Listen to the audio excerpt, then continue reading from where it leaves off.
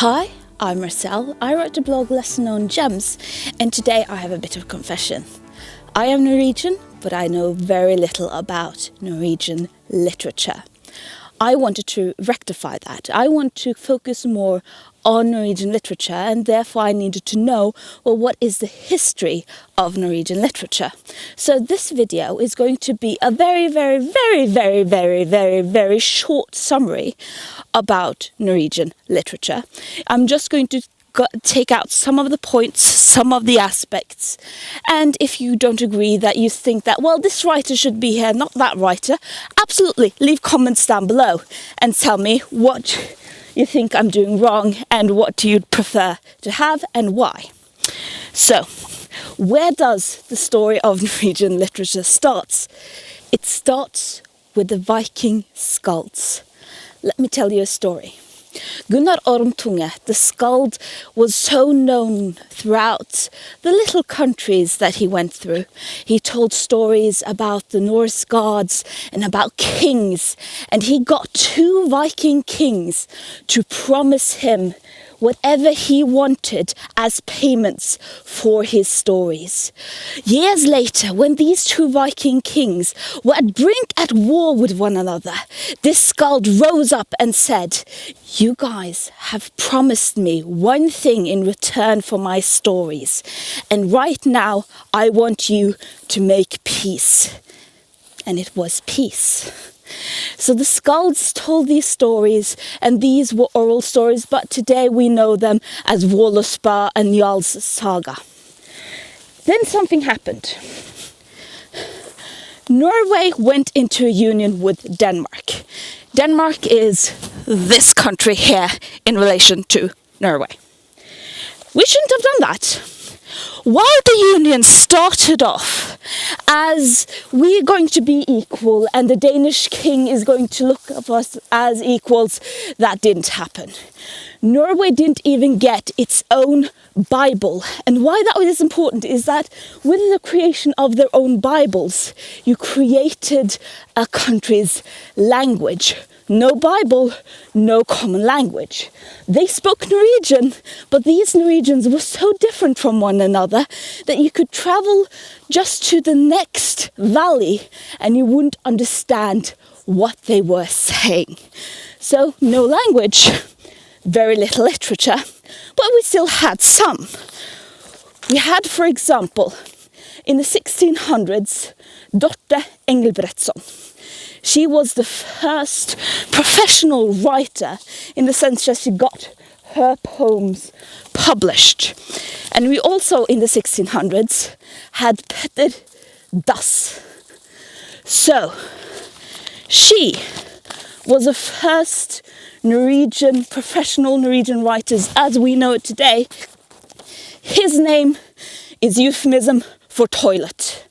Though I'm 99% sure it was not his fault. We're going on. The 1700s. Again, very little happened, but we did have the Danish Bergens Holberg. He was a playwright. He was educated, a gentry, and he made fun of the gentry, and he made fun of the education of the gentry. For example, in his play, Erasmus Montanus, where a country bumpkin gets educated and comes back with fake high moral logic that he has now learnt in his education.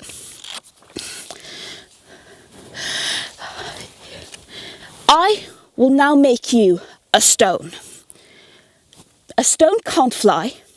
You can't fly. Ergo, you are a stone.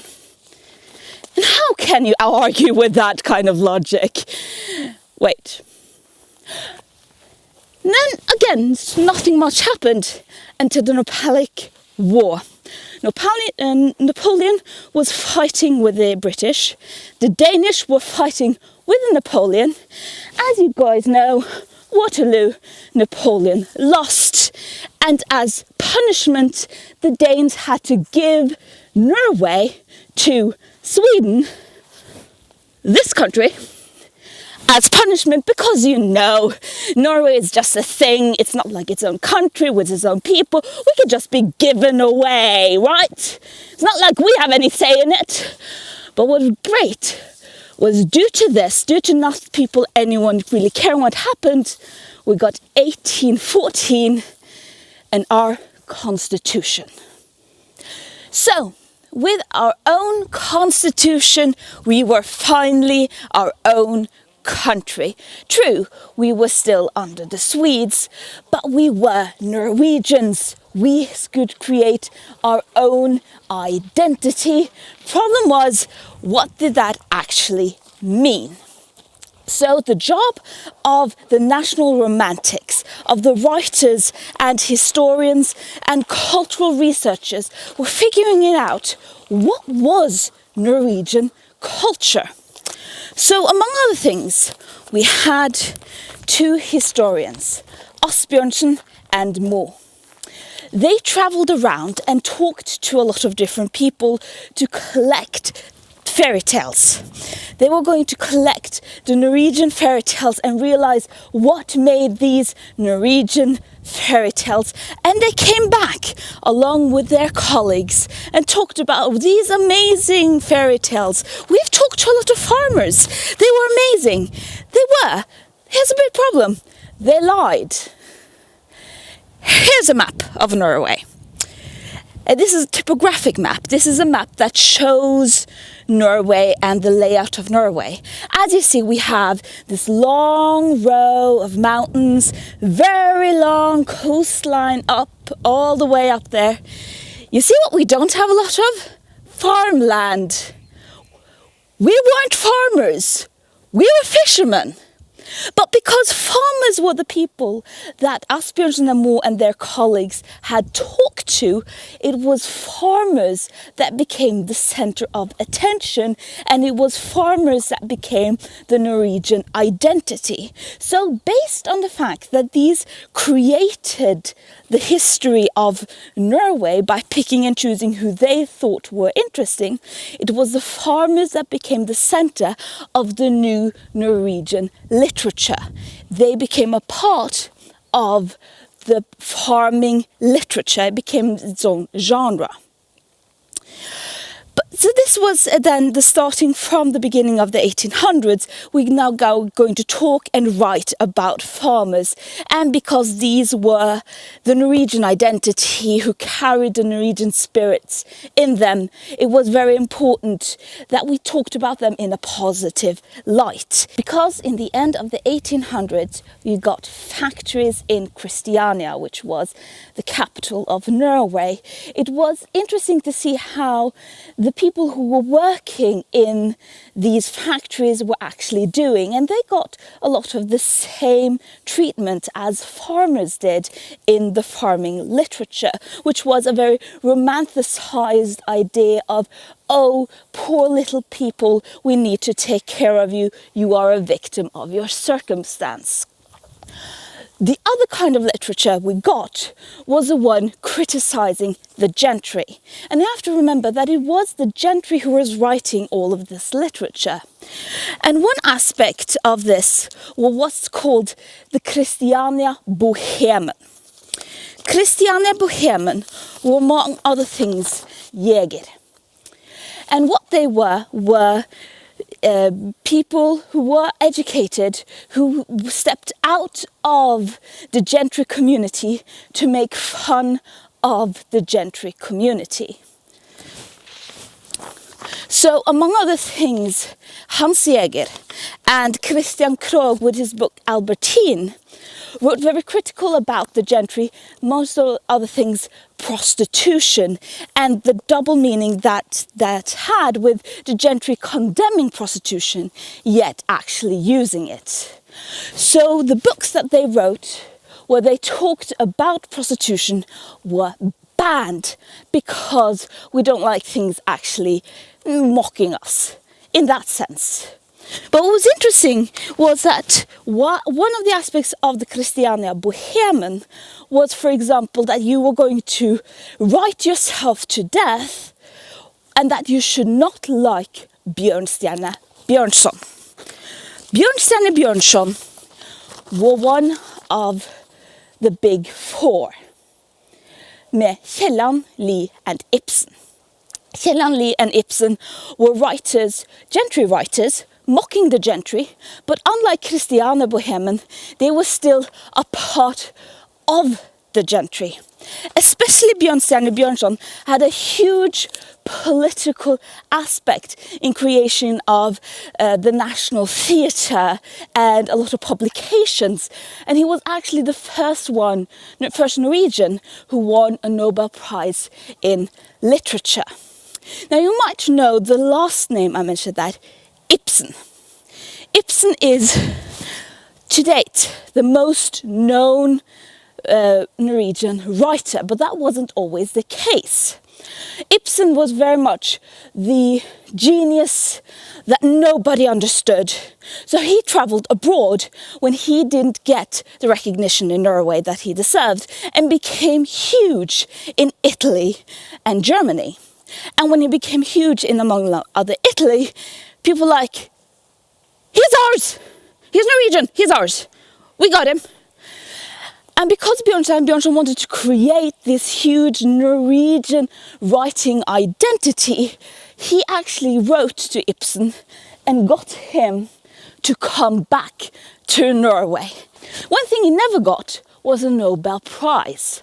The reason for that was that when he was recognized as the genius he was too old.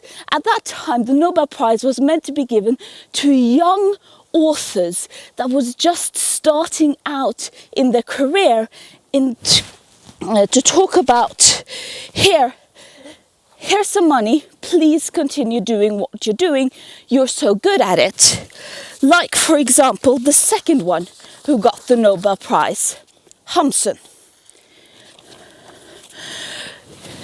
Ibsen was considered too old and therefore didn't get it, because it wasn't like today where, here, thank you for all the writing you've done, here's a lot of money, hopefully you can spend some of it before you die. 21st of March 1923, the Norwegian public woke up to this headline. Bergenstoget plyndret i natt. The train from Bergen was robbed last night. It became chaos. People called in, wrote in, wondering what had happened to the poor victims, their loved ones, their friends. And you know what? It turned out to just be an advertisement for a book that was being published. It wasn't actually robbed. It was a book written by Greg and Lee. But regarding this, and thanks to this, reading noir became a staple of Easter that is still happening today. A few years later, we got our last Nobel laureate, Sigrid Undset, for her book series Kristin Lavransdatter. Then, during Second World War, we were occupied by the Germans. And while we weren't allowed to actually write, we did, and we hid it very well. Then in the 1950s, Agnar Mykle wrote the song about the red ruby, and it became the center of a court case about censorship in Norway and how smutty books were allowed to be. Agnar Mykle won, and it allowed other books that were earlier not allowed to be published by, among other things, the Christian Bohemen, to be published at last.